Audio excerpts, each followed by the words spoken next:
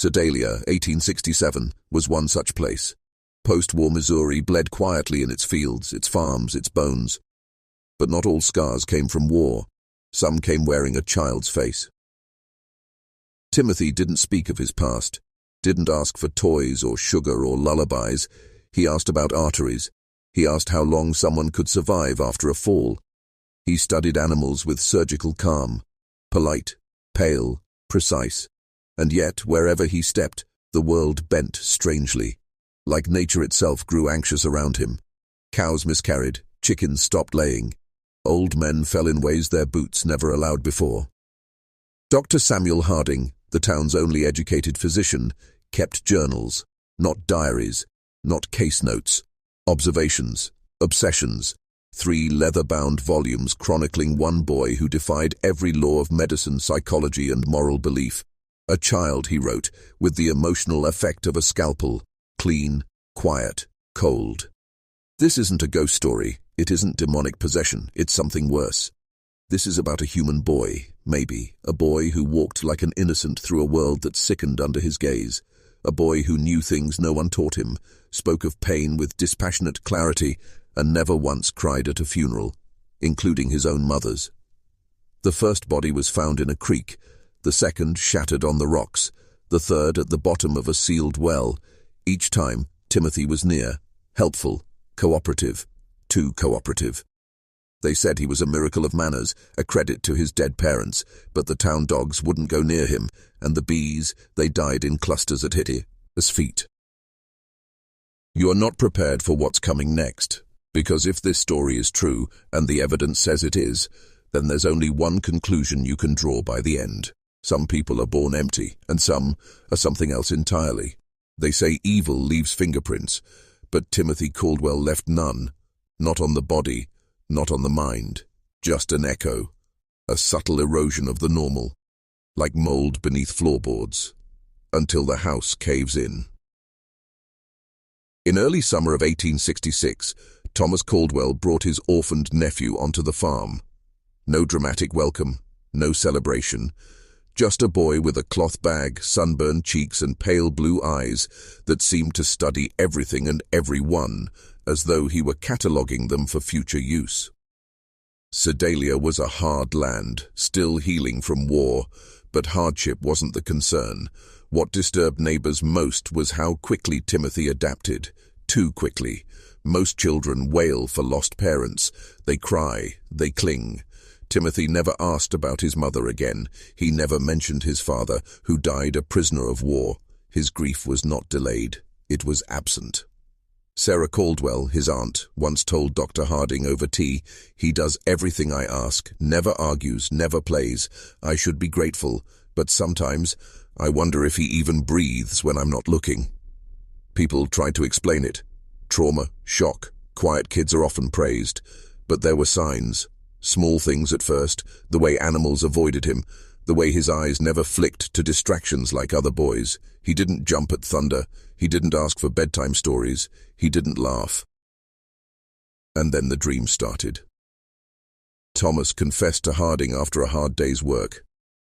"Sometimes I hear him muttering at night, not talking, not crying, just whispering, in a language I don't know. And I was in the war. I know German, some Cherokee. This ain't neither." Harding, skeptical at first, attributed it to nerves, but when he examined Timothy that following week, he noted a peculiar trait, something subtle. When asked about his dreams, the boy replied simply, "I don't sleep like other people do." He said it without hesitation. No smile, no attempt to explain, just that. And when Harding asked if he meant nightmares, Timothy shook his head. "I watch." "Watch what?" The boy paused. "Everything." That night, Harding began his first entry about the boy. "There is a blankness in him," he wrote, "but it is not empty. It is waiting." And here's where it begins, the descent not into myth, but into something buried in the folds of forgotten America. A place where science halts, faith fractures, and history quietly seals the doors behind you. Because Timothy Caldwell wasn't alone in what he was. He was just the first we ever noticed. By autumn, death wore a polite smile. It spoke softly, it opened doors for ladies, and it lived in the Caldwell house, brushing the dirt from its shoes before dinner. The body of Mary Fletcher was the first. 5 years old, curious, sweet, known for chasing dragonflies down the creek's edge in a yellow dress sewn by her mother's own hands. That dress was found tangled in the reeds, her body face down in water barely deep enough to soak her knees. Timothy found her. He arrived at the blacksmith's home just before supper, his voice even, his clothes damp, his hands folded respectfully as he delivered the news. "She's not breathing." The town called him brave. The preacher praised his calm in tragedy. Mrs. Fletcher embraced him with trembling arms, but one woman watched from across the room and never forgot. Elela Nana Patterson, a farmer's wife with instincts sharper than any man's education. She saw the boy's eyes during the funeral, how they never cried, never flinched, never softened. While grown men collapsed in grief and mothers wailed in the pews, Timothy sat still, unmoved, not bored, not scared, just observing. Dr. Harding performed the examination. No bruises, no struggle, a simple drowning it seemed, but Timothy's account disturbed him more than the body. The child described the scene with unnatural precision, how her dress had caught, how her limbs had floated, the color of water around her lips. No child should remember such detail, no child should even notice. But Timothy did. When asked why he was near the creek, he claimed to be looking for a calf, a believable excuse. The calf was indeed missing that morning, but it turned up days later, grazing miles away from the creek, healthy, untouched. That's when the pattern began to form. But it wasn't clear yet. Patterns never are at first. It would take more death, more silence, more perfect explanations that never quite felt right. Harding wrote, "There is something terrifying about a child who understands death, not mourns it, not fears it, understands it." And Timothy didn't just understand it, he respected it, the way a student respects a teacher or an apprentice respects a craft. Because Mary Fletcher's death wasn't an accident, it was a demonstration, and Timothy Caldwell was watching to see if anyone noticed. When people fall from cliffs, they leave chaos behind, broken branches, scattered rocks, panic, but Henrik Lenn left none of that. He left silence, perfect surgical silence. And once again, Timothy was the first to speak. Henrik Lenn was a man of habit, a Norwegian immigrant, once a logger. His body was bent and scarred by years in the forest. He tended wild bees on Devil's Bluff, a 40-foot limestone drop overlooking the same creek where Mary Fletcher had died just weeks earlier. Locals said he moved like a ghost, slow but precise. He knew every foothold, every ledge, had climbed it for 3 years without a single misstep. Until the day they found his body at the bottom. Neck snapped, eyes open, dozens of dead bees scattered around him like a ritual offering. Timothy again discovered the scene. "I saw Mr. Lenn's hat caught in the thorns," he told the gathered crowd. "I called out, but he didn't answer, so I went down to check." Dr. Harding arrived shortly after. Henrik's injuries matched the fall, but something about the death refused to sit comfortably in the mind. There was no trail of disrupted stones, no scraped bark. The hives above were undisturbed, the bees that lay around the body, too many, too focused, not the random frenzy of a swarming hive, but a static cluster around his chest and neck. And Timothy's explanation? "Maybe he got stung and lost his footing," he said gently. "He always said bees don't like being disturbed." Reasonable, plausible, but it reeked of arrangement. Harding scaled the bluff himself, found the hives whole, calm, healthy, no evidence of attack, no sign of panic. And so a new word entered the doctor's journals: containment. Timothy Caldwell didn't cause chaos. He orchestrated calm. Every death, controlled, quiet, explainable. A drowning in shallow water, a fall by an old man, a child missing, then found just too late to say. And each tragedy cloaked in coincidence, each accompanied by a perfectly timed appearance from the boy with polite hands and an emotionless gaze. Harding began to understand something he couldn't yet prove. This wasn't random. This was methodical. There was an intelligence behind it. And Timothy Caldwell was testing limits. Not his own. Ours. Because somewhere between human and hollow, between child and something else, Timothy had begun learning exactly how much death the world would tolerate, as long as it had a reason. You want to believe in innocence. You need to. It's the last barrier between civilization and the abyss. But what happens when a child pulls you into that abyss, calmly, kindly, and without blinking? September 1866. The forests surrounding Sedalia had just begun to turn. The air smelled of decaying leaves and distant rain. That's when Jacob Mills disappeared. 6 years old, barefoot, last seen near the tree line behind his family's cabin, chasing a squirrel with a stick and a laugh that rang like bells.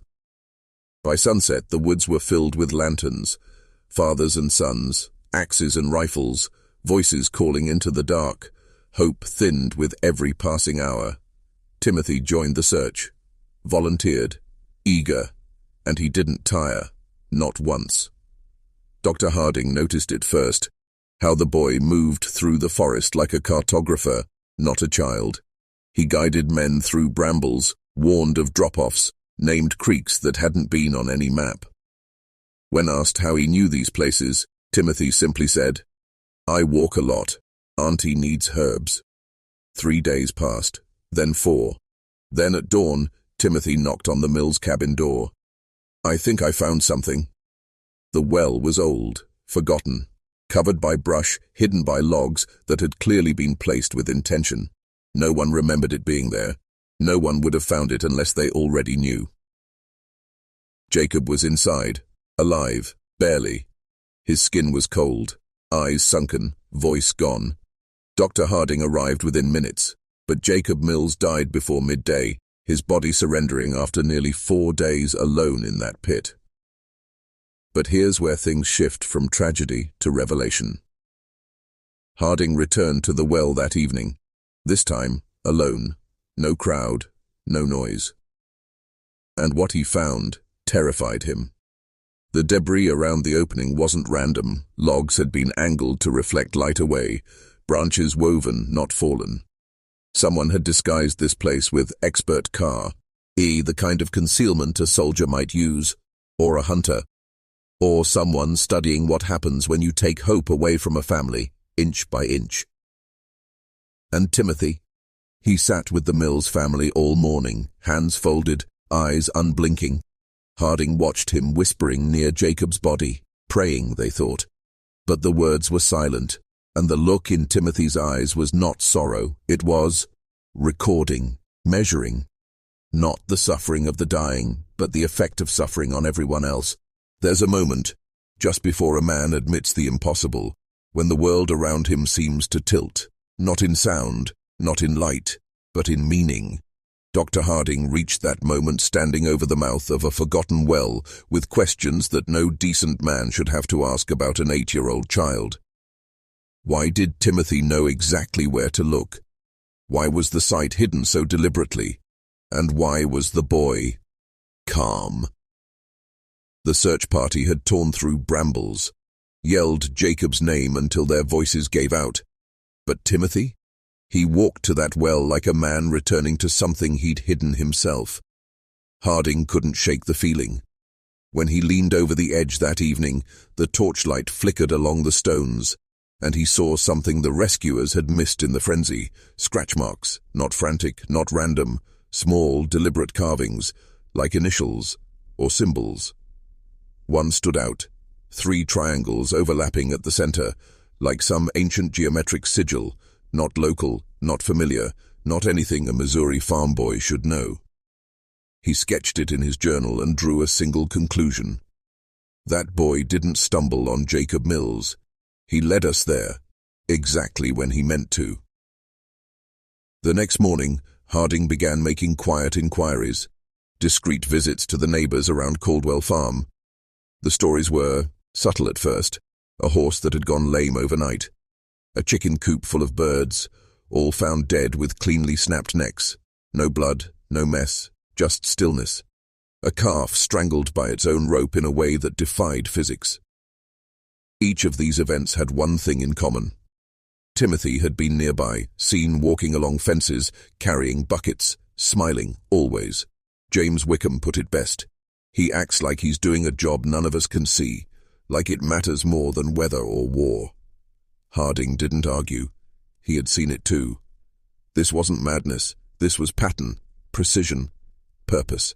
That night, Harding locked the doors to his cabin, lit 3 lamps and opened a fresh journal. He wrote one line at the top, "The Caldwell Boy, origins unknown." And then another darker question below it. If a child can be hollow, who or what put something else inside? This wasn't medical anymore, it was existential. And the deeper Harding went, the more he realized Timothy Caldwell wasn't just testing death, he was learning how to make it untraceable. You can explain away one death, even 2. Accidents happen, nature takes her toll, but when death becomes predictable, when it takes a shape, a rhythm, a design, you're no longer looking at tragedy, you're looking at orchestration. And Timothy Caldwell was composing something ancient. By late October 1866, the town of Sedalia had begun to whisper. Not loudly, not publicly, but the edges of every conversation held his name. Timothy. He was there when it happened. He's always nearby. He doesn't blink like a child. And now, another disappearance. Sarah May Dunn, 8, red hair, lived just 1 field away from the Caldwell property, went out to gather firewood before supper and never returned. Her footprints led into the woods, but no other tracks followed.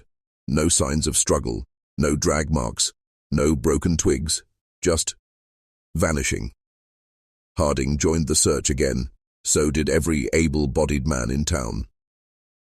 Timothy arrived mid-morning, dirt on his shoes, calm in his voice. "Maybe she went toward the ridge," he offered. No one had mentioned the ridge, not yet. It was the one place they hadn't thought to look. And sure enough, by twilight, they found her. Tucked beneath a ring of stones covered in moss as if laid there centuries ago. Her body was cold, but oddly clean, almost preserved, like something placed in a museum, not abandoned to the wild. A flower was in her hand. Belladonna, poisonous, not native, extremely rare. Harding examined her himself. No bruising, no wounds, no trauma, just peace. A peace that screamed louder than any violence. And there, beneath her fingernails, Harding found fibers, linen, woven, fine, from a cloth no child in Sedalia would own. Too expensive, too delicate, but it matched something he'd seen just once, the edge of Timothy Caldwell's handkerchief. When questioned, Timothy said nothing, not denial, not surprise, just a tilt of the head and those hollow eyes. Later that night, Harding wrote 6 words in his notebook, circled twice in ink that trembled as he wrote. He's choosing them for a reason. Not at random, not by impulse. With criteria, patterns, variables. Timothy wasn't mimicking grief. He was studying the reactions of those left behind, measuring fear, analyzing tolerance, testing if sorrow obeyed formulas. Because this wasn't about killing, it was about learning. And every body was a page in his book. Most killers leave behind questions. Timothy Caldwell left behind equations, cold, measured, repeating, and like the hum of insects just beneath the earth, those patterns weren't loud, but they were constant, and they were growing bolder. After Sarah May Dunn, Sedalia began to split. Not openly, but beneath the surface 2 camps formed, those who feared the Caldwell boy, and those who feared what it meant to fear a child. Dr. Harding stood alone, somewhere in the middle, not yet calling it evil, but no longer calling it coincidence. He studied old medical texts at night, searching for precedents, childhood psychosis, neurodevelopmental anomalies, but nothing explained it. Because no one had ever recorded this. A child who wept without tears, who offered condolences without blinking, who watched the grieving, like a cartographer watches a coastline erode. One morning in November, a letter arrived for Harding. No return address, Inside, a single page of brittle parchment, clearly older than anything local. Scrawled in fine, spidery ink, "The vessel chooses quiet. The vessel does not cry. The vessel learns through echoes." And in the corner, 3 overlapping triangles, the same mark carved into the stones near Jacob's well. Harding's hand trembled, not with fear, but recognition. He had seen this symbol once before, decades earlier, during medical training in Boston. An obscure treatise on atavistic behavior, ancient instincts emerging in modern minds. The triangles marked a case study, a European boy in 1742, eerily similar to Timothy. The account ended with fire. The boy's village burned him alive. But what chilled Harding wasn't the history, it was the suggestion that this thing had happened before, and it had returned. Meanwhile, Timothy's behavior shifted subtly. He no longer sought out adults. Instead, he lingered near infants. Cradles, quiet door, ways, watching, not speaking, watching. Harding caught him one day near a cradle at the Bartley house, standing motionless, fingers clasped behind his back. "Timothy," he said carefully. The boy turned, smiled. "I was just listening," he said. "To what?" Timothy looked down. "To what comes next." Harding left that house and vomited behind the barn. Because deep inside, he no longer believed Timothy was acting like something else. He believed Timothy wasn't human at all, and whatever he was still evolving. When a town begins to rot, it doesn't start with the dead. It starts with silence. The kind that creeps into church pews, stretches between glances at the general store, and thickens at every supper table. In Sedalia, Missouri, by winter of 1866, silence had become a second language. And at the center of it all was Timothy Caldwell. Not accused, not scolded, not even touched, but felt. Like a pressure just behind your eyes. The older men still said it out loud. Just a quiet boy. Lost his parents young. God's testing him, that's all. But the women knew better. Their eyes followed him when he passed by their homes. Their hands pulled their children closer at church. And yet no one dared speak against him. Because what do you say when the evil doesn't rage, when it doesn't chase or claw, when it smiles and holds your door open? One evening, Dr. Harding was invited to the local schoolhouse for a routine health inspection. Miss Abernathy, the teacher, mentioned strange behavior among the children. "They're quieter," she said. "They draw circles on their desks. They hum the same tune. And they say Timothy teaches them words." "What kind of words?" Harding asked. She brought him a page, ripped from a student's notebook.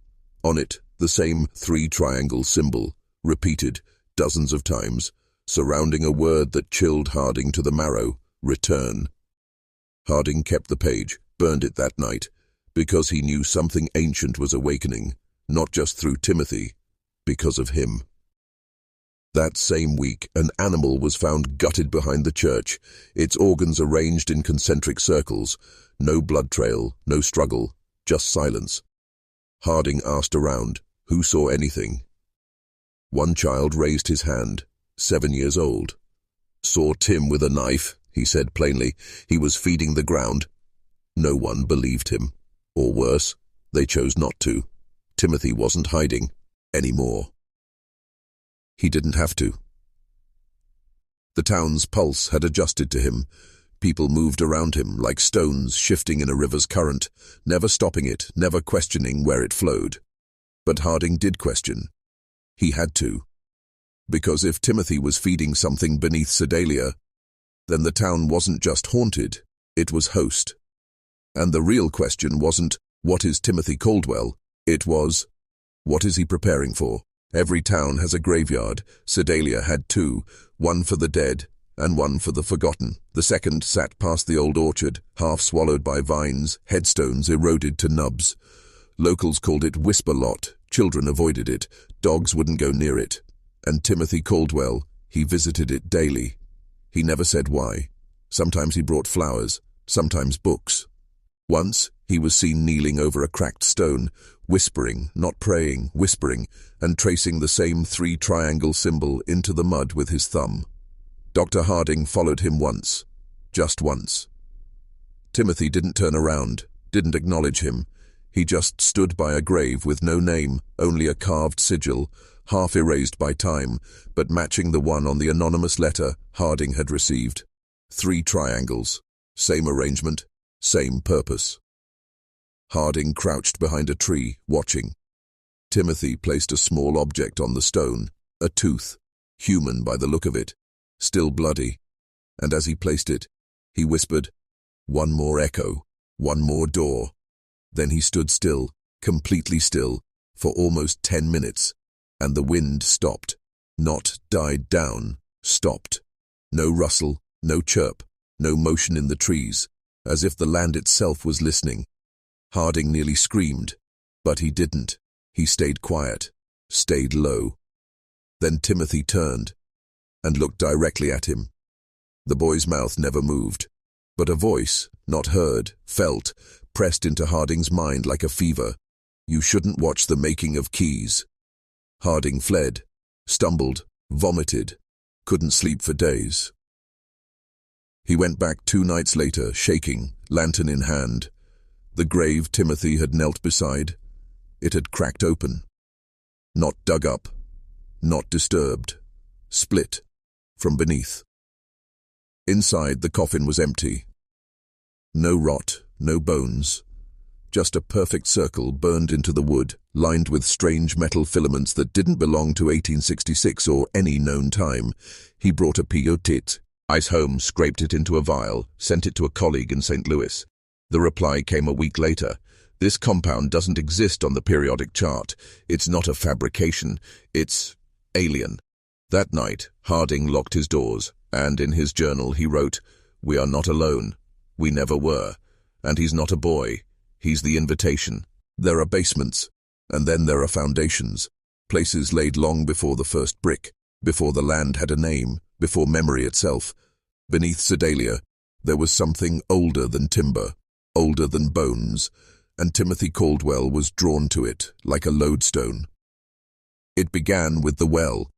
Jacob's Well, they called it, after the town's first settler. But the truth was, no one remembered digging it. No record in the county ledgers, just there, always. Children dared each other to toss in stones and count the seconds. Timothy, he never threw anything. He listened. Dr. Harding caught him there one dusk, kneeling at the edge, head tilted, eyes closed. "Do you hear them too?" the boy asked softly, before Harding could speak. "Hear who?" Timothy opened his eyes, pale, wide, older than any child should be. The ones beneath the crawl. And then he stood and walked away. Harding peered down, just darkness.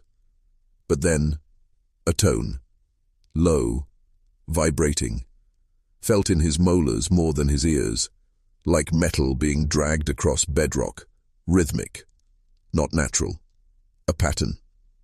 He recorded the tone on a phonograph weeks later and sent it to the university. They wrote back, "Not mechanical, not wind. This is deliberate, structured. It repeats every 23 minutes, 11 seconds. It had been speaking all along." Harding began mapping the underground, old tunnels from Civil War escape routes, forgotten mine shafts, abandoned root cellars. They all converged, beneath the well. At its base, a sealed iron door, impossible to open, cold to the touch, even in summer. Etched into the center, 3 triangles, interlocked, same as the grave, same as the letter, same as the symbol in Timothy's notebook. The door was waiting. That night, Harding dreamt of the door opening. Behind it, no room, just sky, but not our sky. A swirling black canopy, pulsing with white veins and stars that blink inwards, like eyes. He awoke screaming. And outside in the snow, footprints led from his gate to his window. Bare feet, small, standing still for hours, watching. Harding knew then, This wasn't just about Timothy. This was about Sedalia's foundation, and something beneath it wanted out. Some things weren't meant to be remembered, and yet Sedalia remembered in layers, not through books or names, but through stains, in the ground, in the wood grain, in bloodlines. Dr. Harding knew this now. The door beneath the well wasn't meant to be opened by force. It was meant to be answered, and Timothy Caldwell was the reply. After the dream of the sky that wasn't sky, Harding became obsessed. He began tracing the town's foundations, not the buildings, the families. Sedalia had 12 founding bloodlines, all respected, all deeply rooted. But over the years, one by one, their names vanished. Not moved away, erased. No headstones, no wills, no photographs, all except the Caldwells.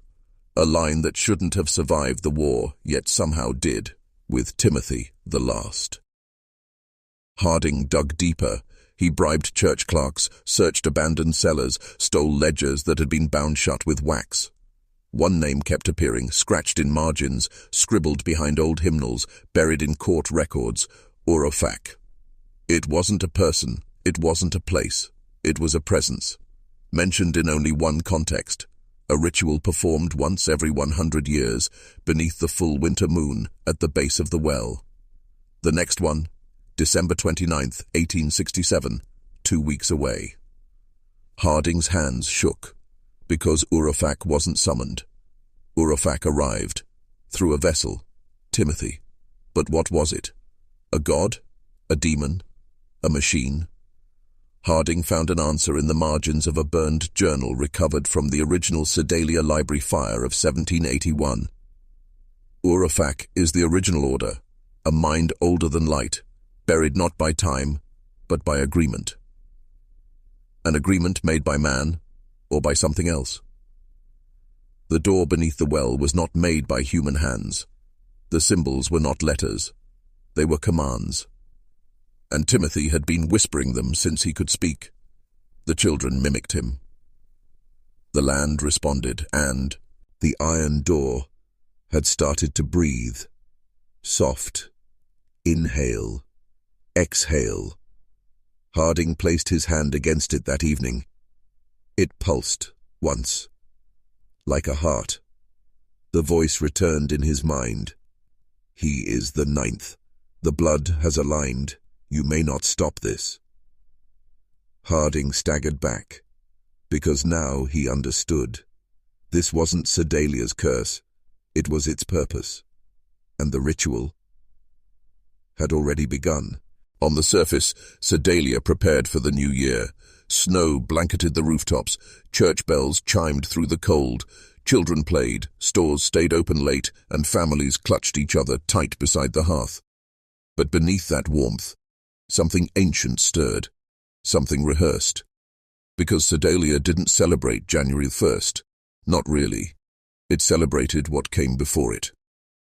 December 29th, the night of the breach. Dr. Harding had stopped sleeping. He knew the signs. The old symbols were everywhere now, carved into school desks, painted in chicken blood behind the butcher shop, woven into lacework sold at the winter fair. The town was participating, some knowingly, some not. It wasn't mass hysteria, it was ritual muscle memory, a communal knowledge buried in the marrow of generations. He watched the townsfolk that week, quiet smiles, nods exchanged in silence, candles flickering in windows, all 3 wicks, 3 flames, 3 triangles. Timothy Caldwell hadn't been seen in days. But his presence was growing louder. Children drew him in chalk, pale, faceless, crowned in black thorns. They called him the last key. Their parents didn't stop them. They watched in silence, eyes glinting with a kind of sacred fear. Harding tried to intervene. He showed the sheriff everything, documents, recordings, photographs of the sigil. Sheriff nodded slowly, then closed the folder and burned it. "You weren't raised here," he said. Harding backed away, horrified. "You believe this?" "No," the sheriff said. "I remember it." And then he smiled, a hollow, resigned thing. "The boy isn't bringing something here, Doctor. He's taking us back. Back? Harding fled. That night, he broke into the town's old schoolhouse, the original one, now abandoned. Its basement had been locked since the fire of 1833. What he found inside wasn't ash. It was a mural, painted in some ancient black resin, stretching across the entire wall. It showed Sedalia burning, not in flame, but in light, blinding, geometric, humming. At the center stood a figure, small, childlike, arms open wide, Timothy. Above him the sky bled open like torn velvet, and out of it came not a creature, but a structure, a city, a mind, or Urafak itself. Harding fell to his knees, weeping, because it wasn't prophecy. The mural was dated 1724, before the town was founded, before Timothy Caldwell had ever been born, unless he had, and always would be, December 28, 1867. The air in Sedalia had changed, heavier, still, like the land itself was holding its breath. No birds, no wind, just a silence that pressed against the ears like water. The kind of silence that comes before something breaks or arrives. Dr. Harding hadn't left the mural. He'd sat before it for 12 hours, the candle burning down to a stub, its wax pooled like blood. The boy in the painting never moved, but Harding swore, at some point, the crown of thorns had grown taller. He returned home at dawn, only to find his door unlocked. Inside, every drawer opened, every book flipped open to a page, page 29, and in his bed, a feather, black, slick with oil. He knew what it meant. The others were preparing. That day, Sedalia held its first and final founders' procession in decades. The streets filled with quiet people in old ceremonial garb, white robes stitched with red thread, silent, no music, no children laughing, just movement. Every so often, one figure would stop and leave something at a doorstep, a lock of hair, a crow's foot, a page from an old Bible with a single word underlined. Loosed. Harding tried to leave town, horse bucked, carriage wheel split in half, train depot, guarded, by children, barefoot, smiling. He turned to the one place he hadn't dared go, the Caldwell property, a weather-warped house at the edge of the woods, abandoned for years, supposedly. Inside, everything was perfectly arranged, timeless. And in the center of the living room, a chair facing the wall. Upon it, a single object, a mask, woven from human hair, dried corn husks, and what looked like fingernails. Behind the mask, footsteps. Timothy stepped out of the shadows. Same pale face, same distant eyes. But now his forehead bore the sigil. Not drawn, branded. "Do you want to see it, Dr. Harding?" the boy whispered. "See what?" "The first light, the one before your kind learned to lie." Timothy held out a hand. Harding didn't move. The boy's eyes grew wide. "You already have." And in that moment, Harding remembered the dream, the sky full of veins, the eyes that blinked inward. But it hadn't been a dream. It had been a summons. And Sedalia had answered. Tomorrow was the 29th. But the door, it was already open. December 29th, 1867. The day Sedalia disappeared from the maps, not by force, but by design. The census marked the town as dissolved. The railway skipped it, letters stopped arriving. Because after this night, no one could remember it existed. And those who did, they never spoke again. Dr. Harding awoke on the floor of the Caldwell house. No memory of falling asleep, no memory of leaving, just the feeling of something vast watching from inside his mind. The streets were already filled. Robes, candles, bare feet on frost-bitten earth. No one spoke, not even the children. They all moved as one toward the old well at the center of town, the same well from his dream, from the mural, from the records older than records. Above it, someone had built a wooden frame, crude, ancient. It looked like a gallows, but instead of a rope, a mirror hung from its beam, circular, rimmed with iron symbols that flickered when looked at too long. Timothy stood beside it, eyes wide with something that wasn't human awe. He wore a robe stitched with the names of every founding family. On his chest, a symbol, burning beneath the cloth, not embroidered. A second heart. Dr. Harding tried to shout, tried to stop them, but his voice disappeared in his throat, as if swallowed mid-breath. He wasn't an observer anymore. He was a participant. The town encircled the well. Each person laid a hand on the shoulder before them, a single living chain, and then Timothy began to hum. The tone wasn't a note, it was a shape, a sound that folded in on itself, and the mirror began to shimmer, first with his reflection, then with others. Not people, not even creatures. Reflections of things that couldn't exist, geometries that bled, mouths that opened in spirals, cities without floors. The iron sigil at the base of the well cracked, steam hissed from below. The stone began to pulse, and then came the voice. Not Timothy's, not Harding's, not Sedalia's, but a chorus, ancient, deep, mechanical. We have waited, 9 bloodlines, 9 generations. The circle closes. The sky darkened, not from clouds, but from something behind the sky, pushing through. And then Timothy stepped forward, placed both hands on the mirror, and whispered, I return you now, to before the forgetting. The mirror shattered inward, and the town fell silent. Time paused. Dr. Harding screamed without sound, because what came out of the well wasn't a god, it was a memory. One Sedalia had been built to contain, and now it had escaped.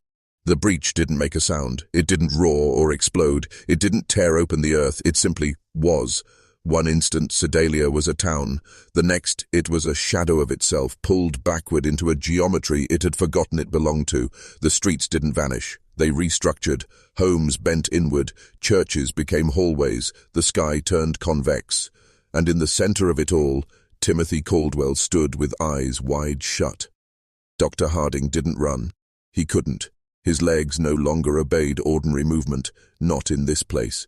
The ground had lost the concept of direction. Up was behind him. Down was somewhere near his lungs. All he could do was fall, sideways, through air that hummed like teeth chattering in metal bowls. The mirror was gone, but the well remained. Except now it was not a well. It was a spine, hollow and endless, descending through something alive. Veins pulsed along the stone. Light seeped out in unnatural colors, shades that didn't exist in any earthly spectrum. Yellow with a memory of screaming, blue that made you taste iron. From within it came the scent of age, not time. Age, as if whatever lay below had been buried long before creation, and Sedalia had been built over it on purpose, a cage pretending to be a town. Timothy turned. His voice, when it came, was both childish and ancient. You don't remember who you are, Dr. Harding. That was the first gate.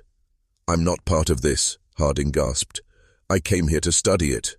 No, Timothy said. You came to awaken it. Harding felt it then. Not fear. Recognition. A dream he'd had as a boy, falling endlessly into a spiral of flesh and glass, toward a city beneath all cities, where language was law and thoughts became wounds. He thought it was just nightmare, but it wasn't. It was heritage.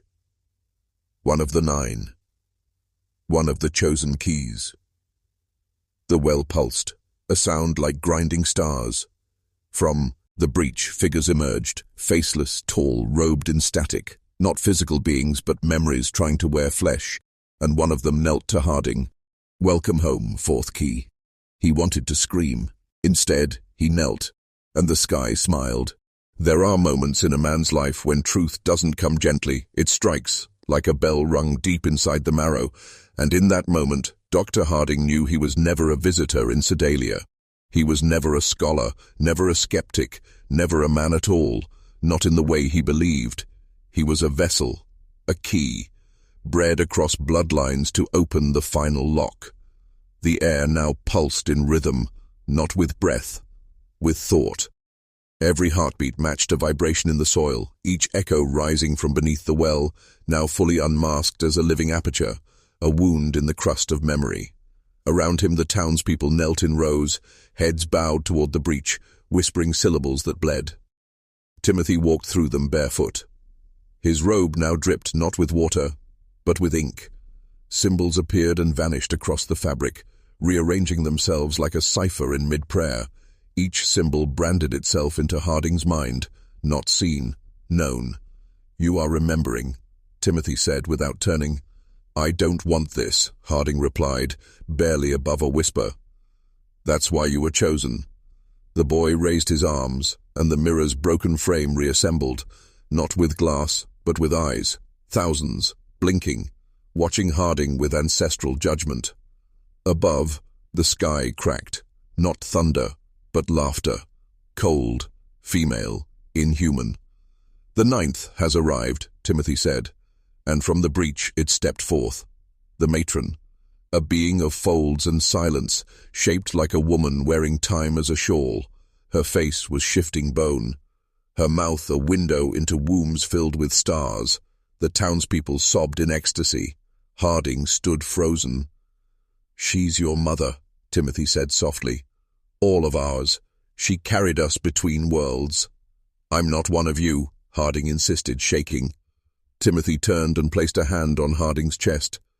"You were never not one of us." And suddenly Harding saw it all. The first GN, Athering 9,000 years ago. The bindings written in the marrow of mountains. The deal struck with a thing not dead but dreaming. And the blood passed from woman to child, man to mirror, down to him. It wasn't possession, it was inheritance. And Sedalia, it had only ever existed to remember her. Dr. Harding fell to his knees, and the matron smiled. One breath, one blink, one thought away from rejoining the structure. They say evil speaks in riddles, but the matron did not whisper, she did not beg, she did not threaten. She spoke like a verdict already written, like a law older than breath. Her voice wasn't sound, it was realization, crawling into the back of your skull and unseating everything you ever thought was yours. "Timothy was the bell," she said, "but you are the gate." Dr. Harding could barely see. His eyes weren't broken, just unfit. The matron's form changed with every glance, now a veiled woman cradling a child of bone, now a tower of ribs, now a spiral of teeth with a lullaby in its throat, but the voice never changed. "You were conceived in silence," she said, "raised in illusion, and now, my fourth key, you shall unbind the others." Behind Harding, the town no longer stood. It had been peeled like bark from a tree. Beneath its shell was something deeper, Sedalia's true form, columns of wet stone, windows that breathed, a geometry of obedience. Timothy was levitating now, arms stretched wide, blood ran from his eyes, ears and navel, not in pain, but in offering. Symbols burst across the sky, carving paths no man was meant to read. The stars reoriented, the moon grew veins, and the matron stepped forward. "Your memory has returned, but your will must follow." She touched Harding's forehead, and he collapsed, not from pain, but from exposure. And there, laid bare, was his entire lineage. The monastery in Vienna, where his great-grandmother vanished for 3 years and returned pregnant with a dream. The sealed cabin in West Virginia, where his father went mute at 17 after carving sigils into his chest with a spoon. The gap in his own memory between ages 8 and 11, where something else had spoken through him at night. He thought it was sleepwalking. It was training. He was never meant to research the supernatural. He was built to activate it. The matron extended her hand again. You may kneel and become eternal, or stand and be erased. And for a breath, Harding resisted. He remembered joy, laughter, books, but they all felt false now, like set dressing. And then, the townspeople began to chant, "The fourth has returned, the fourth has returned." He wept, not from sadness, but from recognition. The earth no longer held its shape. It pulsed like a living lung, exhaling time, inhaling memory. What was once Sedalia had become something ancient, something true. And above it all, the matron hovered like a forgotten crown, her arms stretched over the horizon, her voice no longer words but commandment. Timothy had vanished into light, not died, not ascended, simply fulfilled. Dr. Harding stood alone in the center of the spiral, surrounded by faces that no longer blinked. The townspeople had become husks, bodies still breathing but eyes frozen mid-reverence, lips parted in silent prayer. Their purpose was complete. They had remembered. Now it was his turn to act. And so the matron gave the final vision. He didn't ask for it. It tore into him. A landscape beneath the crust of the world, where bones grew like roots and cities hung upside down. A machine made of spines, fueled by blood and belief. And the other three keys, standing at the corners of the world, one beneath a monastery in Sicily, one beneath the sands of an abandoned well in Egypt, and one asleep in a glacier in the far north, still dreaming of stars. They were waking now, because Harding had opened the fourth gate, because Sedalia was the trigger, and the matron? She was not a god, she was a circuit, a conductor of memory, a living software that ran not on electricity but obedience, built long before humans had lungs, planted inside bloodlines, cultivated like crops. And now she was online. Harding tried to scream, but the wind tore the breath from his lungs. The sky cracked again, but this time something stepped through, not a creature, a shape, towering, black, reflective, mirroring him. And suddenly he knew. The structure needed to be seen to exist. It needed a man, not a prophet, a host, and the only thing stopping it from swallowing this world was a name. His name. Me, Dr. Harding, a scholar, a child, a vessel, and now a catalyst. The voice of the matron entered him, not a whisper, a code. "Say your name, and I will begin." He hesitated, he wanted to resist, but inside him something smiled. There is a moment, split thinner than breath, when a man sees the root of all things, not the mask, not the myth, but the silent engine churning beneath history, and in that moment, he does not choose. He simply remembers what he already is. Dr. Harding stood on the edge of the spiral.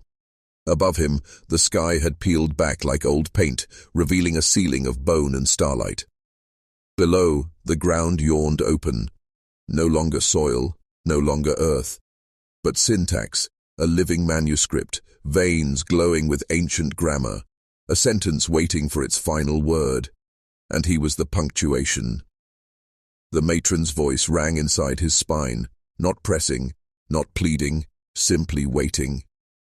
"Say your name." The wind stopped.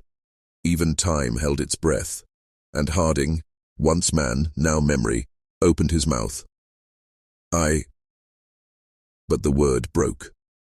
Because something inside him moved. Not the matron, not the structure, but something older, buried, unseen. He dropped to his knees as the countersignal awakened. The fifth gate. It hadn't been planned, hadn't been foretold, because it was human, born in suffering, forged in madness. A spark left by a child who refused to be programmed, a child who stared into the structure and spat. And now, it lived in him, a final inheritance, from the part of his family no one recorded, the part that ran from the matron, that hid, that forgot on purpose, and in that flash, Harding did not say his name. He screamed something else, a memory not meant to survive. No. The spiral cracked. The townspeople bled from their eyes. The matron's arms dropped, no longer graceful but confused, fracturing. She turned toward him, not as deity, but as glitch. because denial was not in her code, and Harding stood, bleeding, crying, trembling, but free. And with his last breath he whispered, "I am not your gate." The world buckled, the mirror shattered. The breach seal, and Sedalia, vanished. No ruins, no records. Only Timothy's journal, found years later in an attic outside Charleston, its pages blank, except one, scrawled in blood. "We were meant to forget. Let us never remember again." If Timothy wasn't human, then what did we invite into our world in 1867? Some say he vanished, others say he was taken back, but the real question is, was he ever truly one of us?